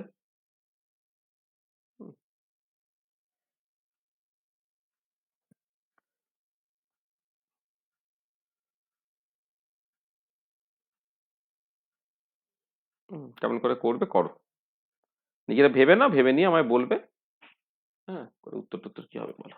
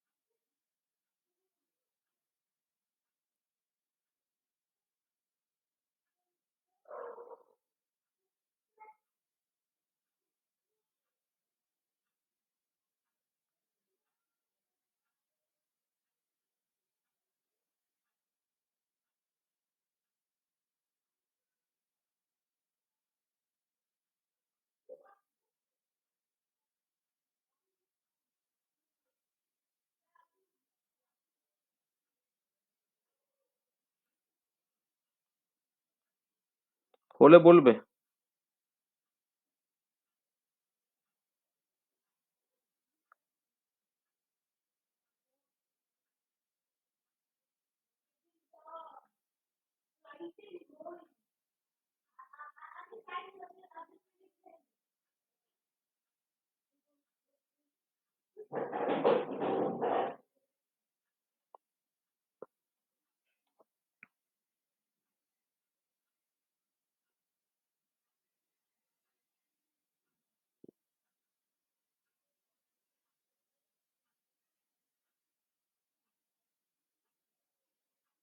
না পারলেও বলবে, বুঝেছো?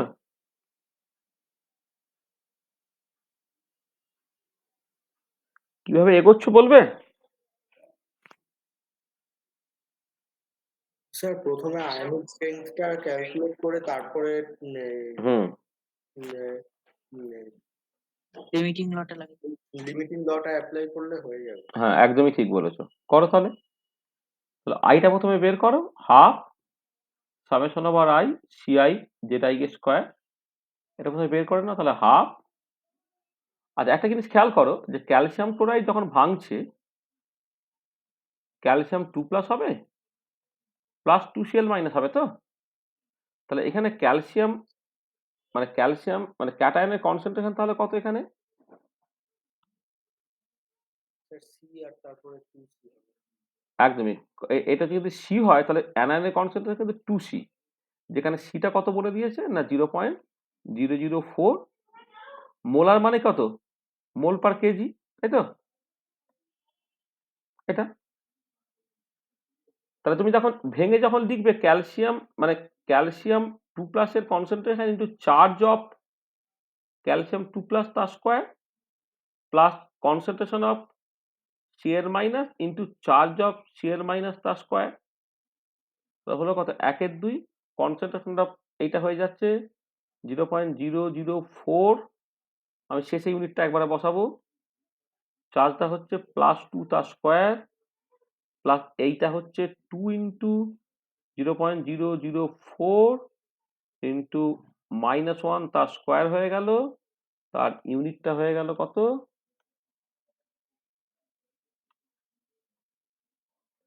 এইখানে এখানে করলে তোমার এত মোল পার কেজি। এইটা ক্যালকুলেশনটাকে করে নাও, ঠিক আছে? ক্যালকুলেশনটা করলে বেরোবে কত? 0.012 মোল পার কেজি। এইটা তাহলে এবারে just log 10 base gamma plus minus, সেটা কত minus A Z plus Z minus into root over of I, সেটা বসিয়ে দাও।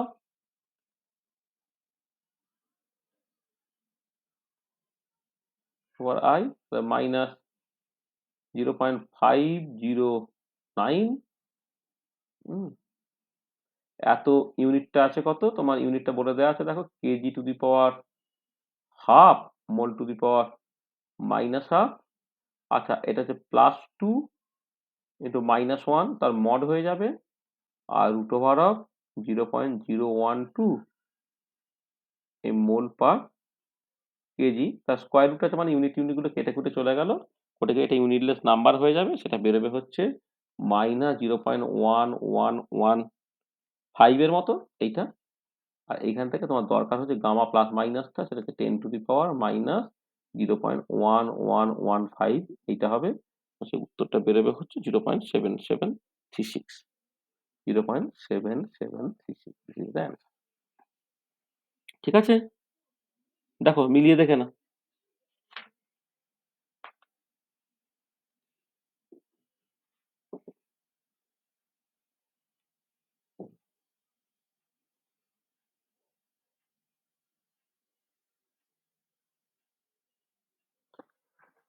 ঠিক আছে তো? হ্যাঁ হ্যাঁ স্যার। আচ্ছা আচ্ছা, ঠিক একই একটা যেমন আমি করে দিলাম, একটা তোমাকে জাস্ট বাড়িতে করতে দিই একই রকমের প্রবলেম।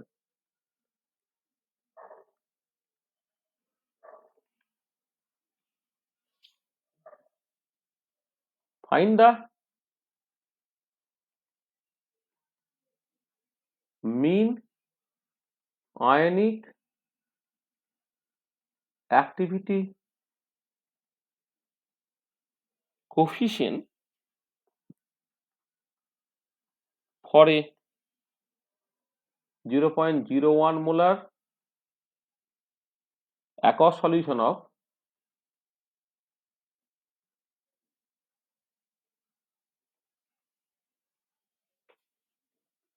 calcium phosphate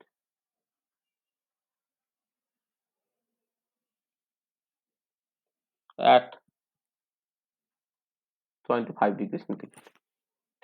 ঠিক আছে, জাস্ট মানে যেমন করে আগেরটা করেছো সেই রকম করেই তুমি এটাকে করবে। ঠিক আছে, বোঝা গেল?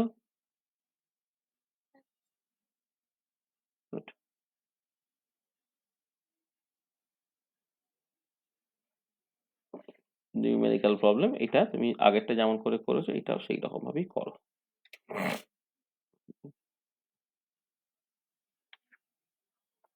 আর একটা প্রবলেম করো, যা পড়িয়েছি সেই কনসেপ্টের উপরে বেস করে। দ্য সলিবিলিটি অফ, বা একবারে ফাইন বলি, fine the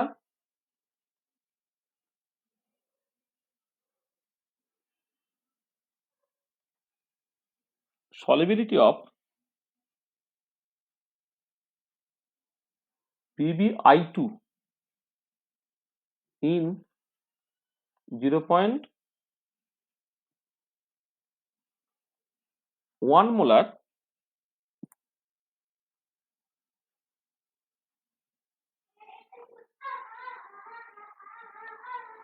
aqueous solution of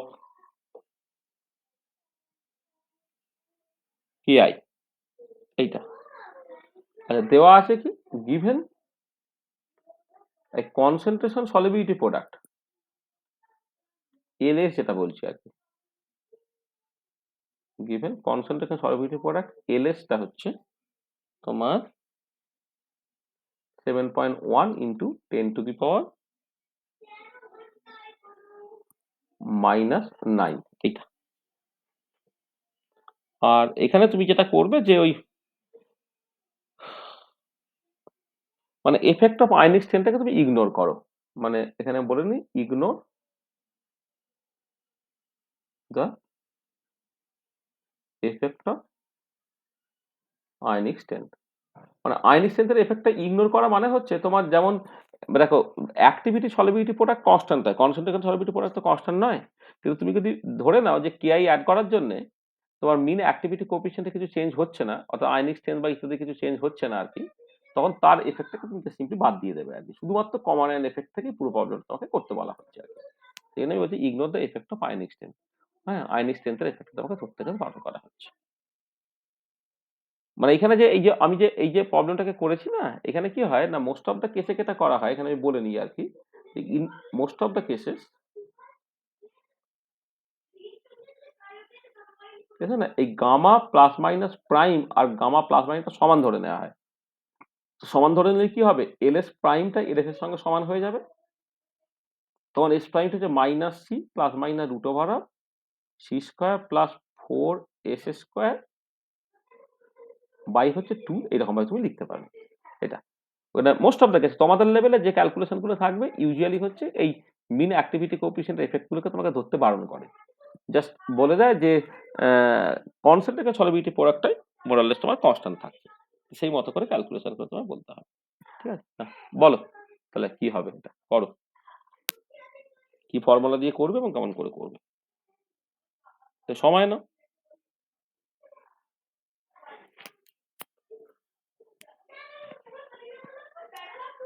2 minute ভেবে তারপর আমায় বলো যে কিভাবে করছো।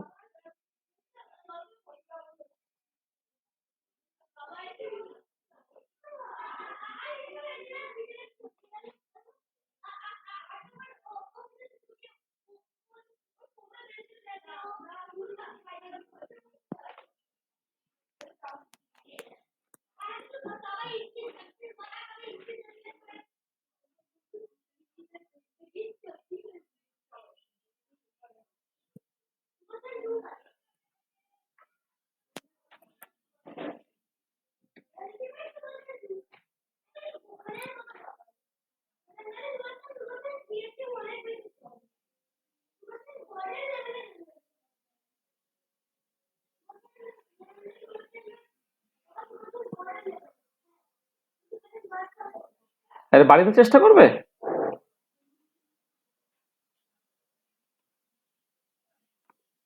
আচ্ছা বাড়িতে চেষ্টা করো। তাহলে আমার আজকে ওই শরীরটা খুব একটা ভালো লাগছে না, আমি আর একটা প্রবলেম দিয়ে আজকে ছেড়ে দেবো। ঠিক আছে, ধরো ওই একই রকমের একটা প্রবলেম বলা হলো at 25 degree centigrade concentration solubility product of calcium fluoride is 3.2 into 10 to the power minus 11. Find the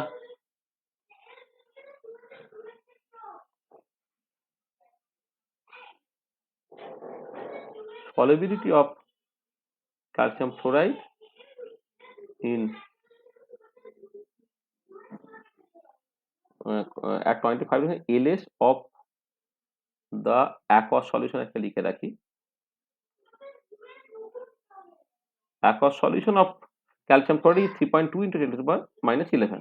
Find the solubility of calcium fluoride in aqueous solution at the same temperature.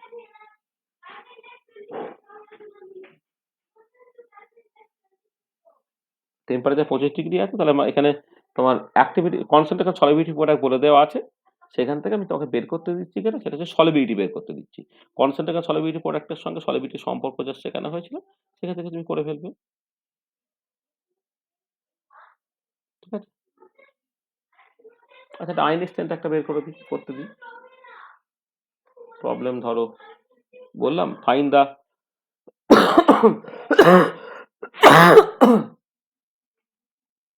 find the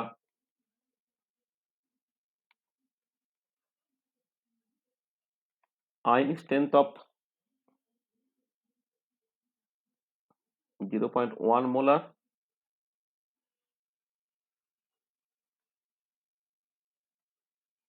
aqueous solution of Fe2SO4 বলছে। একটা problem ছিল, এই প্রবলেমগুলো করবে, তাহলে তোমার 4টা problem তো বাড়িতে দিয়ে রাখলাম, এটা নিয়ে করবে। তো দেখো যা বলেছি এখন পর্যন্ত তাতে সবকিছু তুমি বুঝতে পেরেছো কিনা। এবার আমরা এই যে মানে ফিজিক্যাল কেমিস্ট্রি কনটেক্সটে আয়নিক ইকুইলিব্রিয়াম জিনিসটা বললাম, এবারে এই যে এই মানে তোমার এই কমন আয়ন এফেক্ট বা এফেক্ট অফ ইলেকট্রোলাইট তার যে কনসিকুয়েন্সেস গুলো, সেইগুলো তোমার অ্যানালিটিক্যাল কেমিস্ট্রিতে বা ইনঅর্গানিক কেমিস্ট্রিতে কোথায় কিরকম ভাবে কাজে লাগছে আর কি, সেগুলো নিয়ে আমরা নেক্সট দিন আলোচনা করবো। এবং তারপরে আরো যেসব জিনিসপত্রগুলো আছে pH buffer capacity indicator, pH metric titration, salt hydrolysis, এইসব রিলেটেড কনসেপ্ট গুলোকে পরপর করে বলা যাবে। হ্যাঁ, তাহলে আজকে আমরা এখানে রাখবো। তাহলে আজকে আমি জাস্ট নেক্সট ক্লাসে কি পড়বো, নেক্সট ক্লাসে আমার আয়নিক ইকুইলিব্রিয়াম নিয়ে কথাবার্তা চলবে। আয়নিক ইকুইলিব্রিয়াম লেকচার 2 হবে, আর আজকে এন্ড অফ লেকচার 1 হলো।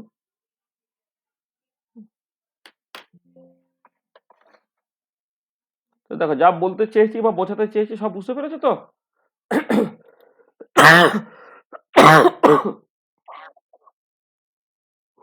হুম,